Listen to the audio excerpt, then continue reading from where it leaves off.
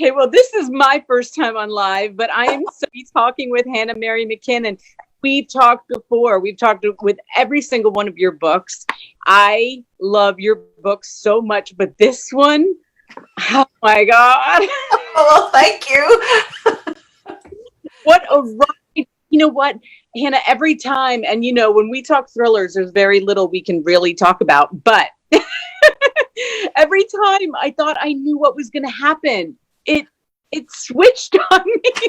Like, oh my gosh, what is going on? But what I want to know from you, because then you can like tell us about the world of writing thrillers, is you got us to know Eleanor so well. Thank you. Like we felt like, I mean, I felt like I knew her inside and out. And so is that the key, like to get us in her world like that? Well, oh, we got Cynthia who just said, yes, you are live. Woohoo! So good. It's not just you and me talking. So that's always the question. Glad you can see. I get good. I'm glad you get it. So I think when I started off with the story, I knew that some people would like Eleanor, some people would empathize with her. But she was a tricky character because some of the decisions she makes are no spoilers. We have to make sure this is spoiler free. That's right. But some of the decisions she makes are questionable.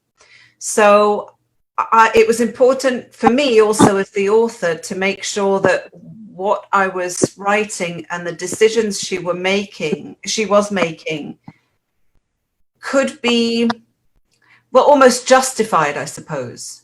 Right. You know, that they wouldn't be a turn off for people, that people just wouldn't think, oh no, that's just crazy. I'm getting are you hearing some feedback as well? Are you hearing a clicking noise? I'm not. No, you're not. It's just me then. I wonder.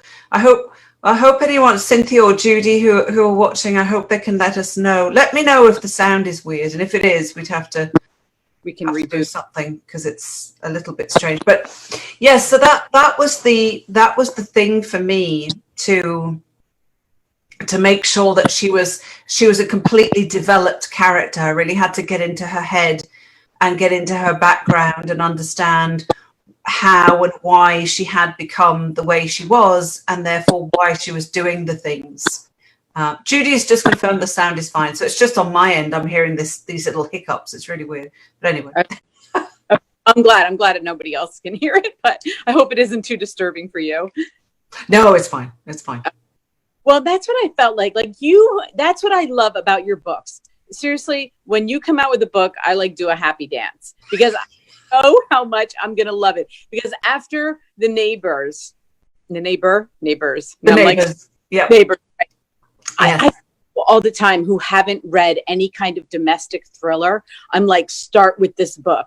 I've said that for years. Like I use really as because some, women thriller writers, like it's a new thing. And I say new as in the sense of like the last 10 years, maybe 5, and now really, I mean, a lot, but people will say to me like, well, what are they like? What's a domestic thriller? And I'm like, read The Neighbors. Because I love that book so much. It is always in my top 5 of thrillers. Oh, thank you. Well, because the way you write them, it's like you draw us in. It's kind of like a bang, and then we get to know them and get to know them and and as we're going on this like journey with them, and we think we know where they're headed, we're like, and then all of a sudden we don't, and I'm like, oh my God. I'm like talking to you while I'm reading it. I'm like, oh my God. But my biggest question is a sequel. Like I never want a sequel with a thriller, but I'm feeling sequel in this one. That's so interesting because a lot of people have asked me, they've said, is there going to be one? Is there going to be one?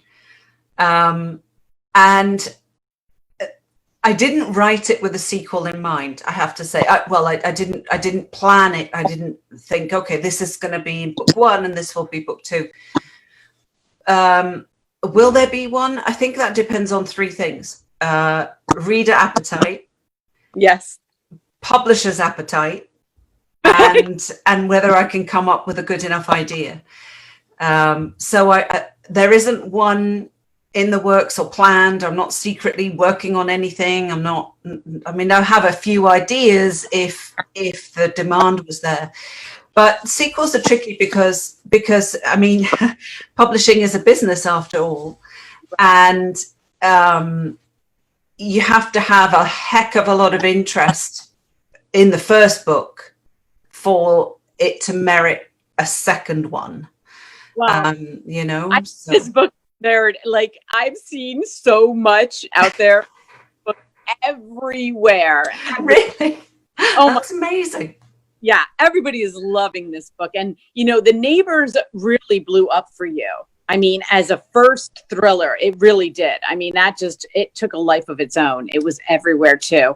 And then Her Secret Son. And now this one, I'm like, oh my gosh, I think this one's out there even more so than the... I think I've seen Sister Dear out there a little bit more. Yes, that's right. Oh gosh, we've got lots of people to. And Cynthia just said, "Is there going to be a sequel?" That's so funny. None planned, but who knows? Oh gosh, I just think, like I said, I don't usually read a thriller or domestic thriller and think sequel, but this one, I'm like, no, I'm not ready to let Eleanor go. Like. Like she's so normal. She's so, any of us could be Eleanor. That's what I hoped that people would think that she was relatable, mm-hmm. and that she was quite down to earth, really. And I mean, the journey that she goes on is because of what has happened to her. But I really wanted her, certainly physically, to be very relatable, because often I particularly in Hollywood, you know, everyone seems to be perfect. Everyone seems to be so beautiful and gorgeous and wonderful and slim and sexy, and, you know, as my mum would say, legs up to your armpits and stuff like that, you know.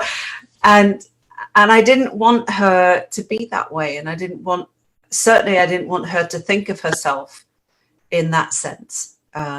So she was an interesting one to write. She really was.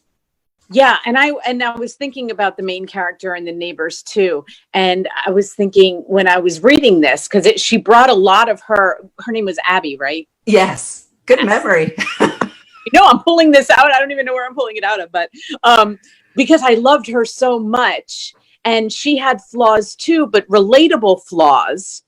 But I remember after I read Neighbors, I started looking at my neighbors very differently for a while. They would get in a car and I'm like, who are you? Like, what secrets do you really have? Like you in some weird way. Oh, that's funny. That's what I think about your writing is so amazing, is that you do think you know somebody. You think you know them. You're taking them at face value. And yet, how much do you know? And how drawn are you? You know, like the creepy part is like, how drawn are you immediately to somebody that you're going to accept them into your world, you know, as quickly as you do. Right? Yes. Yeah. But tell us the part about that we can talk about. Let's talk about the first chapter, because that doesn't have giveaways. You start end of the story for the first chapter. So right away, I love that, because it had me going like, well, what happened? What'd she do? What you know, you have us set in the courtroom, you know, and she's talking about the lies that she gave. So did you start this book out thinking that's what you were you really planning that's what you were going to do, is start us off at the end? No. Let me see. I don't think so, actually. I think for me, chapter 2 was actually chapter 1 at the beginning. Right. So when she's going to visit her dad, and that's no spoiler alert, when she's going to visit her dad, who's in hospice. And I remember, I think I changed the first chapter was different. It was something at the end, but I can't say what it was. Okay. Because I'll spoil it. But then I got to it and I thought, no, this story it's not starting at the right place. It needs to start at the end, but a little bit further along. So I actually wrote chapter 1 after I'd finished the last chapter, and then I went back and moved things around. Because chapter 1 is actually really quite daunting when you start it, to the point where for Time After Time, my very first book, my rom-com, I couldn't get a handle on how to write the first chapter. I kept starting. This was my first book, after all. I started writing, and then I delete it, and then I start again. I delete it, and in the end, I literally did insert page break chapter 2, because I knew what was going to happen in chapter 2. And I didn't actually write chapter 1 until I got to the very end of the book and had to go back, because then I knew how to start it, because I had more confidence or whatever, I guess. And things still moved around. Right. But chapter 1, actually, no, for The Neighbours, chapter 1, I knew what was going to happen. It opens up with a car accident, no spoiler alert. Right. And for Her Secret Son, it stayed pretty much the same. That was actually the one that stayed pretty constant. But for Sister Dear, no, I snuck that in at the end, as you do. Well, and I suggest for everyone who's reading this book, when you get done with it, go back and read chapter 1, because it really, because that's what I did today. Because I love to see where you set me up. You know, I see. Yes. To forget, you're like, so where was Eleanor in the beginning of this book? You know, what was she doing? We knew about the visiting the dad, but like, what was she, you know, where was her head? Well, go back and read that first chapter, and that it's just you're gonna be like, oh, wow, I didn't even get that. But because you weren't getting it, you're just setting us up, and you're not understanding like where she's at. Yes. Yes, we know something has happened, something bad has happened, but we don't know to whom, by whom, or why. So yes, you're right. If you go back and read chapter 1 at the end, it doesn't clarify stuff, but you then read it with a different perspective, because you know what has happened. Yes, I love doing it. Yeah, really. Yeah, that's true. So and I realize you're coming out with a book a year at this point. That's right. I mean, how difficult is that for these books? Because I'm thinking, like, there's so much.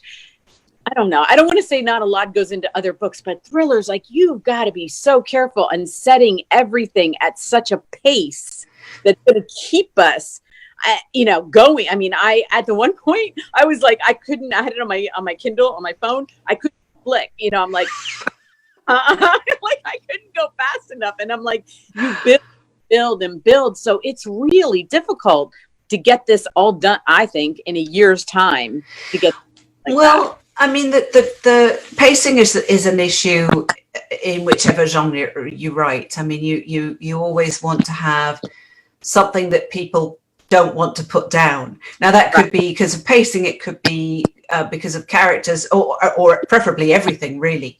Right. I guess the advantage in what I write, in for me, the books that I write, I'm not saying this is the case for all thrillers, absolutely not, but in the ones that I write, the amount of research is limited, in the sense that I'm not writing historical fiction. So I don't need to worry about the buttons on people's shirts, if they're the right ones, or if it's even the right shirt, or the right hat, or right boots, or if it's in The Neighbours, for example, I had to research. There was a lot of pop culture in The Neighbours, so I had to make sure that the songs were out. But that's a quick Google search. That's no big deal. So the trade-off, I guess, for me, just for my books, for the thrillers, yes, there's the pacing to consider, of course, but I'm not disappearing down very, very deep research rabbit holes. So there is research in terms of how people die, and what happens when they do.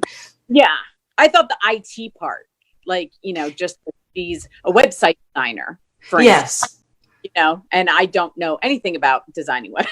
Yes, I have a little bit of experience, because I did my husband's. It's not very good. It's okay. It's fine. I shouldn't say that. The company's great. Right. But I have been involved in not doing the work myself. I have designed my husband's with a tool, an easy kind of do-it-yourself one, and I did my early author website. but I have been involved with professional website developers who have done professional websites, and I've put together what we wanted, and then spoke to them about how they would basically put it together. And so I have a little bit of insight there. Not that I could do it myself, obviously, but I could make it sound believable. I think that it sounded like Eleanor knew what she was doing, even though I can't do what she did in the book. If that makes sense. Love how you put characters in a room where some people know who some people are and other people don't know. that is a talent of yours, and I love it. At some point in every one of your books, you put people in a room. Yes, I'm very uncomfortable.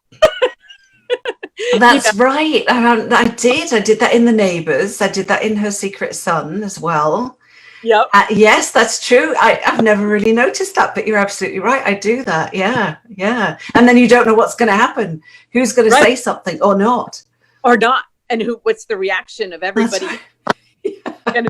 And you're waiting for, somebody to let out, Yes. Yeah. Somebody to slip up and, oh, I'm your dad, or I'm your whatever, right. Or, we used to be lovers. Or, yeah. Used to be my boyfriend, and like in The Neighbours, and everybody has something to lose by saying who they are. Yes. So yes, that makes the perfect dinner party, I guess. As long as you're only observing and you're not one of the ones involved, I suppose. But then even the people who don't know what's going on, I love how you write them, because they're kind of innocent. So they're kind of going about their own business, and then the other people, it's like, I don't know. Have no idea. But when you did it in this one again, I was like, how does she do that? She gets every character in the same room together just to see what's happened, Generally, it involves food, I think. Food and yeah, and Sheila and Eleanor like food, sort of. She kind of has a love-hate relationship with food, which does. It's not a spoiler. I don't think that. No, it's not a spoiler. No, doesn't really do anything. I just thought I loved it because I actually started to think about how we all, I don't know, as women, I kind of do what she does. Maybe not to as much extreme, but we kind of play. I like when she kind of punishes her food. Like she's like, yeah, I'm punishing you today. Yes. Like. I don't know. I think we've all been there, right? Yes, I think that was quite a strong component, actually, and quite difficult to write about, because I wanted to make sure that it felt real, and it did to me, because I've had that struggle. I've had that struggle with my weight and my looks and everything since I can remember. That love, I think at one point in the book, I said there's a love-hate relationship that she has with food, and that's just the way she and food work together.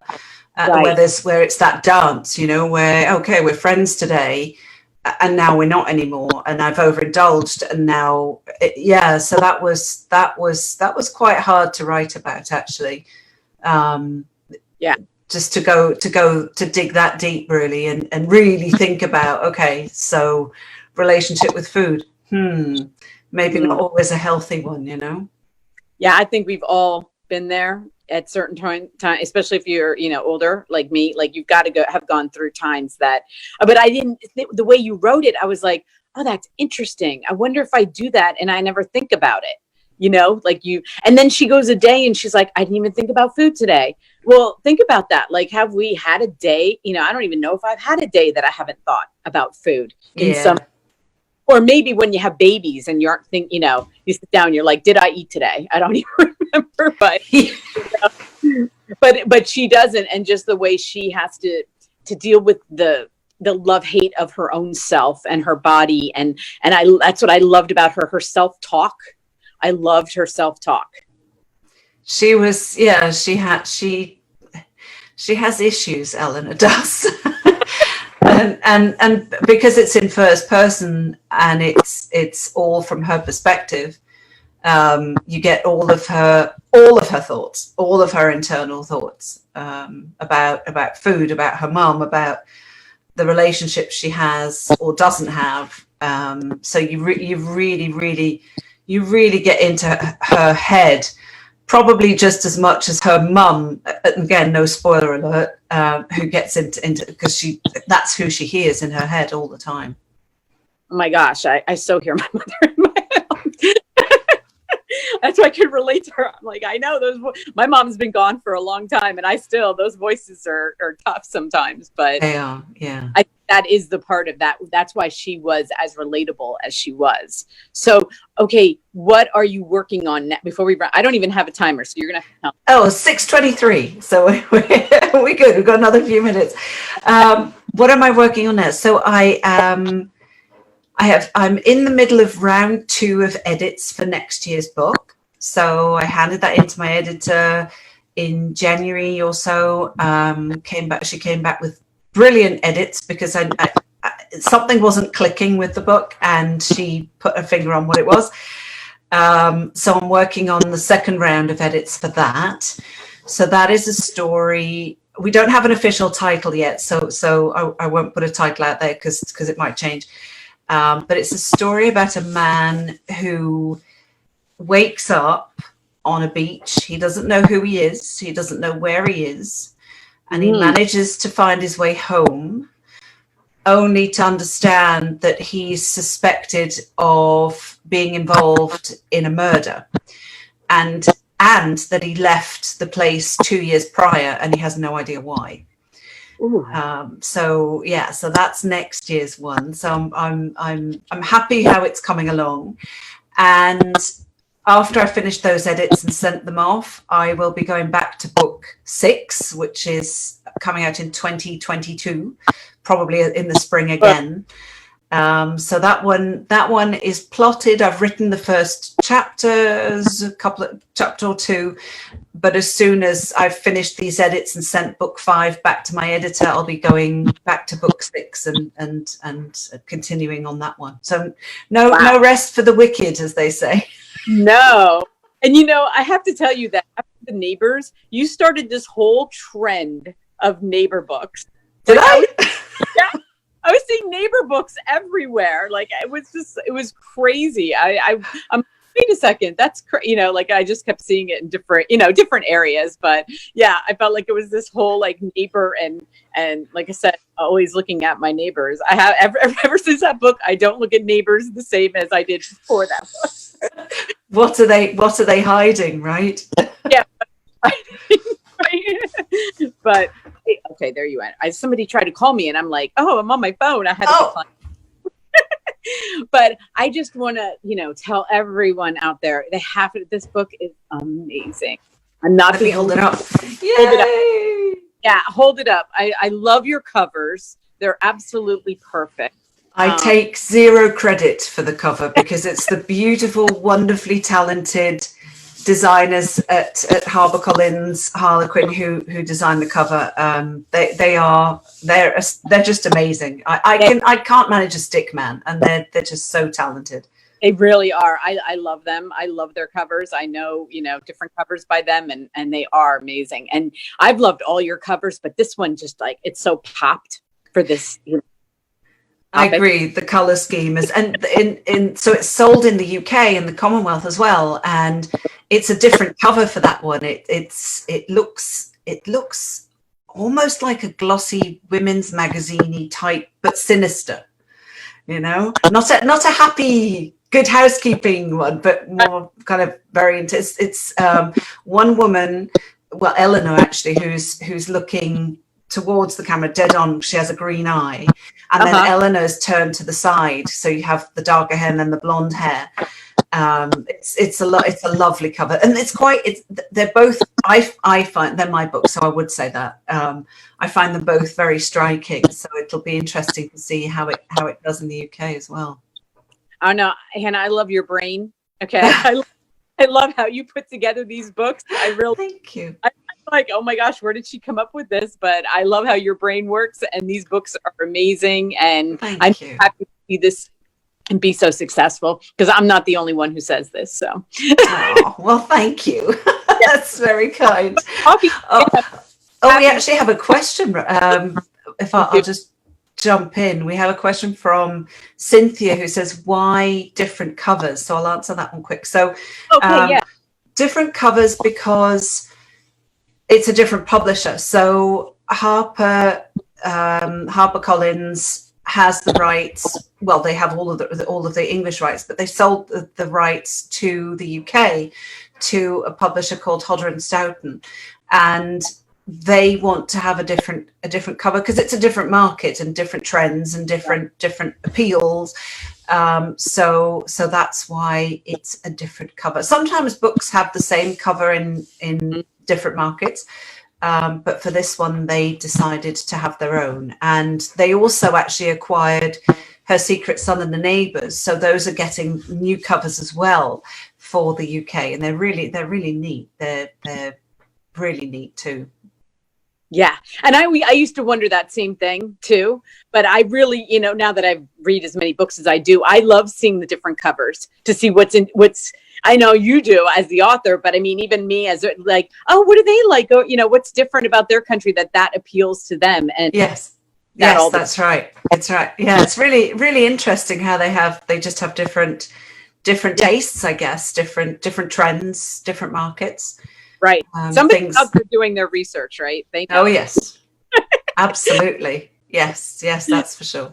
Yeah. So, well, that's good. I'm glad. I didn't even know anybody could ask questions. So that was yes, they can. You can't see them, but I can. So there are lots of people who have joined. So that's lovely. Lots of people say hello and yeah, it's really, really neat. Yes. Only my daughters, who I told had to come on. So. Oh. Fantastic. Well, thank you so much. I can't wait to talk to you next year because we will talk. Yes, we will. Oh gosh, another question's coming. You got 2 minutes? I'll answer this one too. Okay. So Sharon asked, did you get to pick your title? So I am rubbish at titles. Here's a little secret.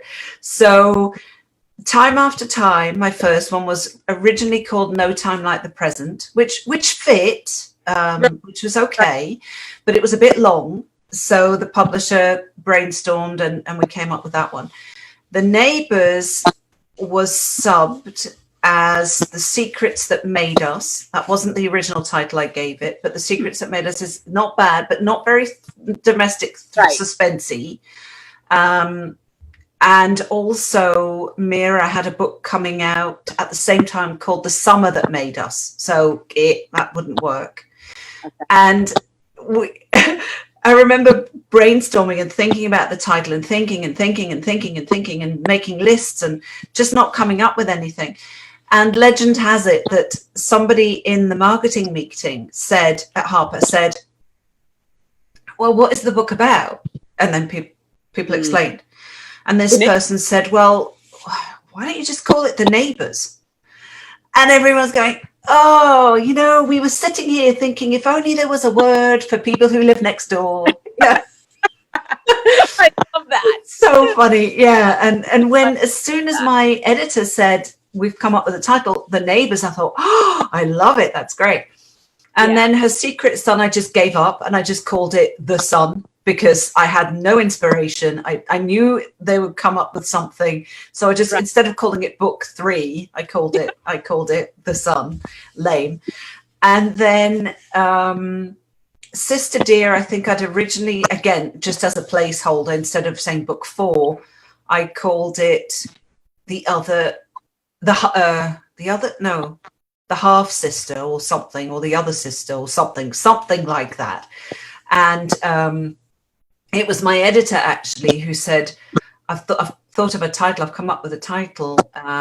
What do you think of Sister Dear? And I immediately loved it because it's a little bit sinister. Yeah. Because if it was Dear Sister, it would perhaps be a love letter or a memoir or something touchy-feely, kind of tugs at your heartstrings, and a nice story, Dear Sister is like a love letter. Sister Dear, not so much. Not so much. And with these sisters, you just never know. So that's what I loved about the title, because this is perfect title. And we do, as readers, just to answer her, we love short titles. We really do. There aren't, Yes, that's true. Me too. And it's amazing, like you said, switch those two words around and you have a completely different thing. So it's amazing what wording does for a book. Yes. And, the Neighbors, I thought that was absolutely perfect. Yes. Yes, I did too. I have no idea why I didn't think of it, but I didn't, because I'm rubbish at titles. It's easier for me to write a book than to come up with a title. That you run into when you go to your car. I know. That's awesome. Well, good. I'm glad you got some questions. So yes. Anyway, go get the book, everybody. That's all I can tell you. It's that's so kind. It's doing so well, and I'm so happy that I got to talk with you. Yes, likewise. Well, thank you so much, Michelle. We'll talk. We'll speak next year, I'm sure. Yep. I'm sure. And thanks everyone for watching. Bye. Bye.